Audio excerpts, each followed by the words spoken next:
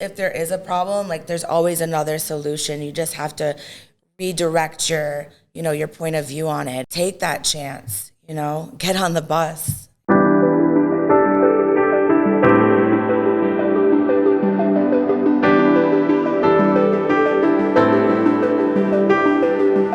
Hey, what's up, everybody? Paul Tully here with the FYI podcast, finding your inspiration where we find it and we follow it.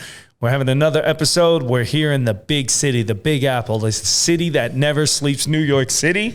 And I'm here with Katrina Chiovon. Katrina wears many hats. She's an actress, a producer, a writer, a filmmaker. She also owns her own business.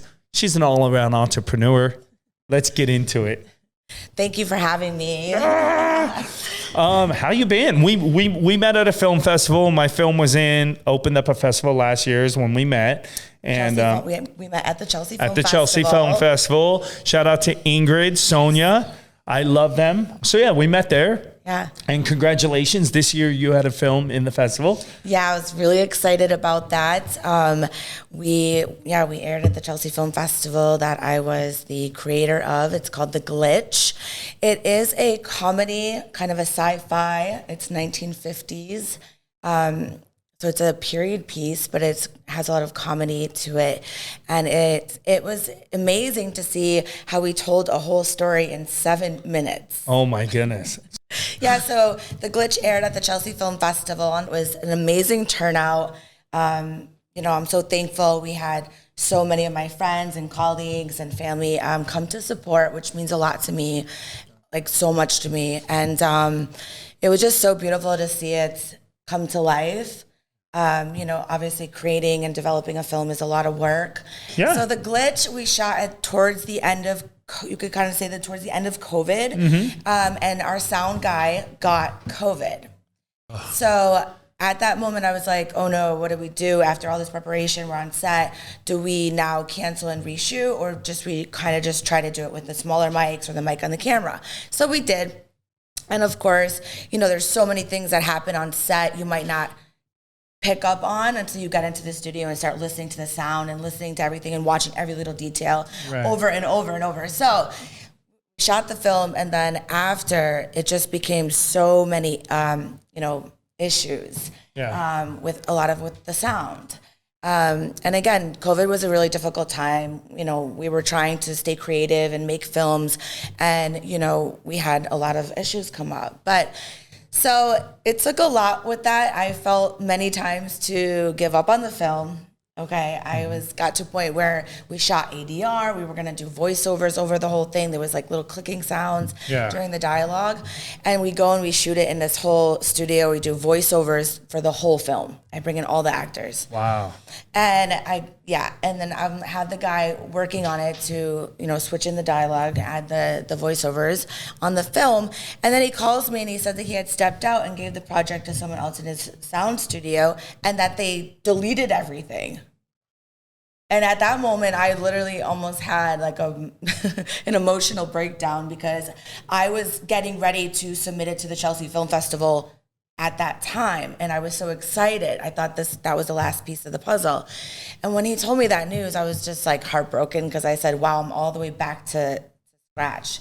I'm already back to the beginning of this drawing board. Yeah. And at that point, I was like, I can't. I'm just going to give up on this film. It's too much. If this guy can't do it, and he's, so there was a lot of things that happened, and that was just one of the things that happened. But making films is a lot of work. Right. And I, would work on it. I kept going back to it, and I was like, oh, and then it would give me another issue or something. And finally, I was like, you know what? I quit with this film. I'm done with this film. Like, I've had enough. I can't look at this anymore. I tried my best. I give up, and I was really disappointed about it. And and then after some time, I was like, I can't give up on this. I've already put so much work and effort into this that I can't give up, Let me go back to the drawing board. Let me look at other solutions or other ways that we can fix the problem. And I just kept doing that over and over on every little thing that I found until one day I actually got it finished. And that feeling of actually completing it was like so incredible, especially because it just gave me so many issues, like specifically this film with the sound. And then I submitted it to the Chelsea Film Festival, and the next day I got the email like, "You've been pre-selected," and I was just like, I mean, my heart dropped. I was like beyond thrilled, and it just made me realize like, oh my God, and I almost like gave up on this film. So many times, I almost canned it. Right. And I just felt to myself, you know, with the cast and the crew and everybody that had already put, you know, their work into it, I didn't want to disappoint them as well. So yeah, I got the email, it was in, I was like, oh my God, you know, it's a miracle. And it just made me realize, you know, like you just never give up. We just cannot give up. And always, if there is a problem, like there's always another solution. You just have to redirect your point of view on it and step away from it. It's okay to step away from it, you know, and then come back to it and examine it and see what else can we do. And I just kept doing that over and over. And then, we screened at the festival, and it was just amazing to see. Everybody loved it too. And it just like, cause you know, there's a lot of anxiety that goes up into that day where you're like, your film is going up and you're like, oh my God, is everybody going to like it? You know, how are they going to feel about it? You know, and then you spent all this time working on it, and then it's like it goes by so fast when you watch it. You're like, oh my God, it took me like years to do this. And you know, but I felt so much love from everyone, and it was just such an amazing experience. I learned so much making that film. And I've been an executive producer, and I've been an actress on tons of other sets, but this one was my baby. Well, congratulations. I mean, I could see your passion for it's huge. And I get it. I mean, you know, I've been, you know, fortunate to make a few films, and it's such a awesome thing to do, birth a baby and put it out for the world. But let's talk a little bit about you then. What led you into, you know, where you're at filmmaking? What was that crossroad point that was like, I can do this, I'm gonna do this? And was there a moment of that, or did it just kind of organically happen? Yeah, so I think since I was a kid, I've always been interested in the arts and being creative. You know, I lived in a really small town growing up. They didn't have acting per se. They had a dance school. So since I think I was like 2.5, I was like, I want to go to that school. And then I took dance every day after class. After school, I took like 9 dance classes a week. And that was basically where I was every day after school for years and years.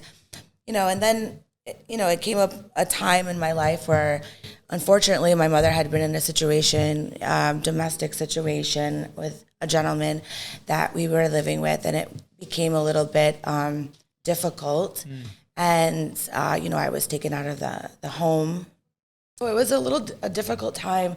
I remember, you know, they did put me into a foster home, which was pretty difficult because, you know, it's just, especially when you're, you know, like your mother loves you. And it wasn't her, it was like out of her hands at that point that the state actually came in and took me out, and was waiting for her to get like new situated and get a new place. And so that was a really hard time in my life. And I, you know, stopped dancing and all those things that I think were a good outlet for me. So, and I really connected too with like the other girls in the foster home. I actually felt very compassionate for them. I remember just thinking that like this was temporary for me, but for them it was their life, that they didn't have anyone. They had maybe been there since they were a very young age, and who knows if they were going to ever be able to leave. And I knew that I was fortunate enough that my situation was temporary, you know, but it was definitely a very hard time for me, especially living in a small town, you know, and going to a very kind of small-minded community schooling situation that, you know, they started to, I don't know, it wasn't like a very welcoming situation after that, because I had stopped going to school at the time of that. I actually ended up getting my GED. Amazing. You pushed through. Yeah. I missed out on a lot of stuff, but I think everything, I think works out for the best. But yeah, I ended up missing a lot of school because of the situation, and my school is not really that accommodating, and was like, basically, you're better off just, like getting your GED. And I was like, okay, like what kid is really gonna like fight that? Yeah. So I think, so I ended up getting my GED right away, and I actually started taking classes at the community college in the town next to ours. And I actually took a few classes. I was like taking CPR class and all these classes. I got a bunch of credits there actually. And I actually started going to college before my class even graduated. So that kind of makes me feel, a little better about it, because it's, but yeah, I ended up just, I think I always knew like I wasn't meant to be in that area. Mm-hmm. I always kind of would like look out the window, and I just always felt there was something drawing me to a higher place, to a place that I could excel. And I felt like I couldn't really do that there. And so at like 17 and a half, I remember I was 17 and a half exactly, because I ended up celebrating my 18th birthday at Mars 2112, which is was in Times Square. But I came on a Greyhound bus when I was 17 and a half with a backpack. Like, this is, I don't want to date myself. But this is before I didn't have a cell phone, Right. Okay, so getting on a Greyhound bus with a backpack with no cell phone, Yeah. it's like no one, that doesn't even... It's unheard of today. Unheard of today, right? Yeah. Right. So, but I did it. And I never went back there. Right. Did you know someone here, or you didn't just pop up? Did you? I mean, you at least had contact? Not so much. Wow. Yeah. I really didn't. However, my grandmother and my family kind of had they're kind of from New York. Like, my grandma used to live in New York. So Okay. as a kid, my grandma used to bring me to the city a lot. Yeah. And so I definitely kind of knew how to navigate at a young age. But I did used to hang out at the Astor Place. Oh, wow. Yeah, with all the skaters and the rockers and and I was really quite young in my teenage years, which Astor Place is no longer like that anymore. It's kind of sad. No, I grew up downtown Washington Square Park as a kid, skating, and it was different in the 90s.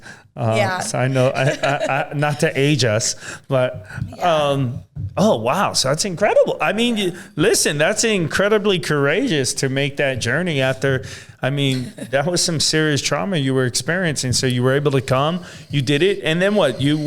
So did you kind of were around in the scene? When did you know that you wanted to pursue? Was acting something you started? I don't, this is not like an acting podcast. So was acting what you knew you wanted to do, or was it something, singing, modeling? Where'd you go from there? Yeah, so as a kid, definitely performing arts was in my nature. I remember my mom's told me stories about me when I was a kid.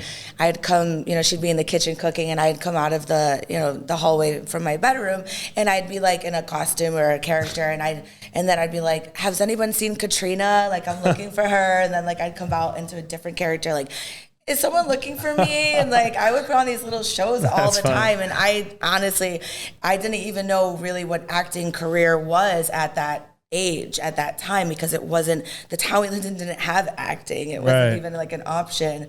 But I remember hearing there was a Brady Bunch movie audition for Cindy on the radio. And I asked my mom to take me. And that was the first thing I ever did with the acting industry, and I didn't get it. It was the first thing I ever did as a kid. But my mom has always said you can do anything you want, you believe in yourself, and I think that's a very important aspect of how I've become to do a lot that I have. But I came to New York. I didn't really know exactly what I was going to be doing. I just knew I had to do something, and there was the energy drawing me to leave and to start something new. And I was like waitressing, you know, I was just trying Sure. to pay my rent. Getting by. Yeah. And I ended up getting booked and do like the Ralph Lauren sweater for Glamour magazine with Kelly Ripa on the cover. Nice. And that was like the first thing I did in New York. So it was modeling that was like the first kind of. Yeah, like in New York, yeah. that was the first opportunity that approached me. It was a woman that was the editor-in-chief of the magazine, and she asked me if I wanted to do it. Wow. Yeah. Cool. So let's jump into like talking about what was that like? So you're 18. Is this when you were waitressing, or were you more hanging and chilling before? Was there a gap of time, or what was it? I want to know more about the fears. Like what was it like being alone in New York City at such a young age for the audience to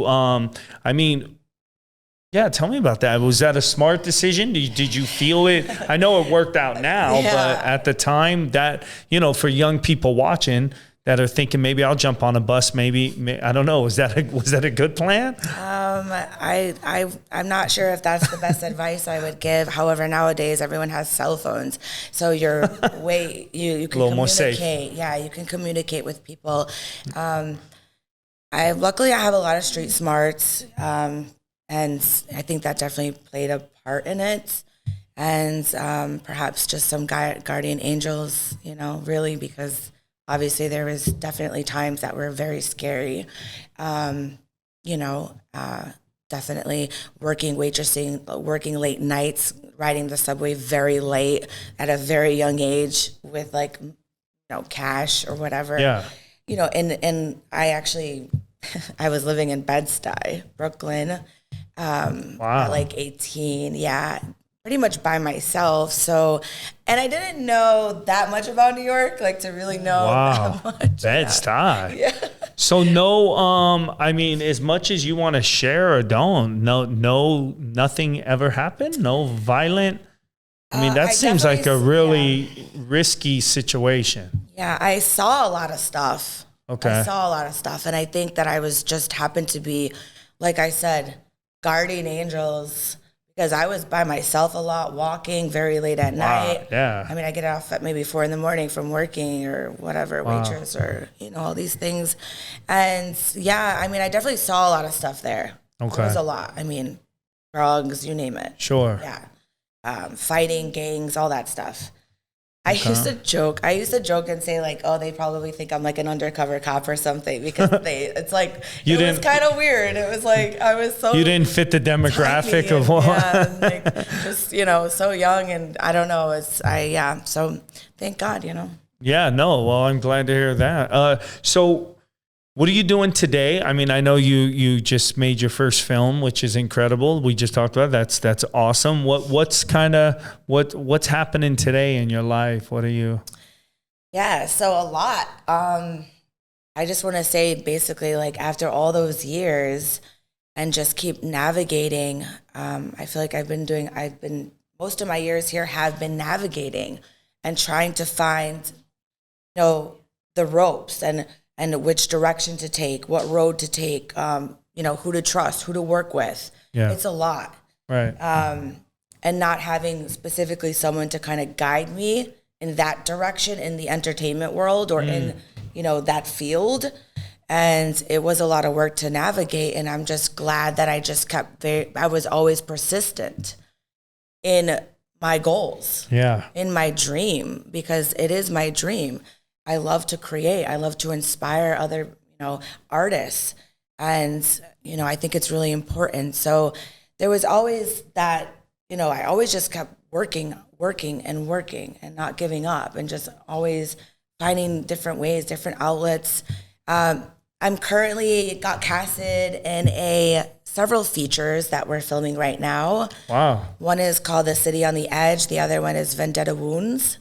Vendetta Wounds, I play kind of a bad guy that has a fight scene with a female FBI agent. So I actually do my own stunts. I've taken fight choreography, stage combat, weapon training.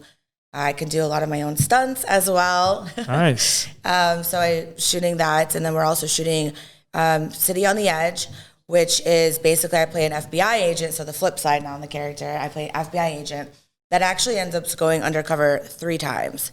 So I play like almost 3 to 4 characters in that film, which I love. You get to really get into it and show diversity in your range. So I'm really excited about that. And that actually is the director for that film is the same director that shot I was in my very first film, which was in 2010. And my scene was with the late Vinnie Vella. Wow. Yeah. And that was my very first film I ever was in. Wow. And Chris Corello, who is the director, he directed that film, Old Secrets, No Lies, which did air in the Tribeca Film Festival that year. And I had no idea the level of what, like, I didn't know much at the time about the level of the Tribeca Film Festival. Like, I knew, but not what I know now, you know? Yeah. And so I booked this job as Vendetta Wounds doing the fight scene. Turns out that the director and the other, you know, like co-director, producer is Chris's son. So I get to set and I'm like, oh my God. And then his dad shows up on set. Like, I haven't seen you since almost 10 whatever years ago, you know? Wow. And it was just crazy how we reconnected. So then he was like, I'm shooting this film, you have to be in it and all this stuff. And so we've been just developing and shooting like nonstop since the summer. Wow, good for you. Yeah. That's cool. That's exciting. Yeah. So I'm so grateful to see him again. And just, it's like family, you know? Yeah. And it's just really amazing. Say, if you have any message you want to say, this is what I like to do at the end of interviews. I put all my guests on the spot. I do it to everybody that comes on. I like you to hit that camera and just give a little bit of inspiration to somebody, especially some young woman, young girl that's out there that is experiencing what you have experienced, like what you have already shared with us, that might be jumping on a bus and going to a big city and trying to figure it out and find. I think I would say that starting from a younger point in my life is that if you are in a situation or perhaps a living situation, maybe domestic, or, you know, you might even have suicidal thoughts or things like that, very, you know, having depression, all these things, I think it's best to, you know, sometimes you have to leave and start new and go after your dreams. And sometimes it's really hard for people to do that. They feel safe, even if it's not a safe place. Yeah.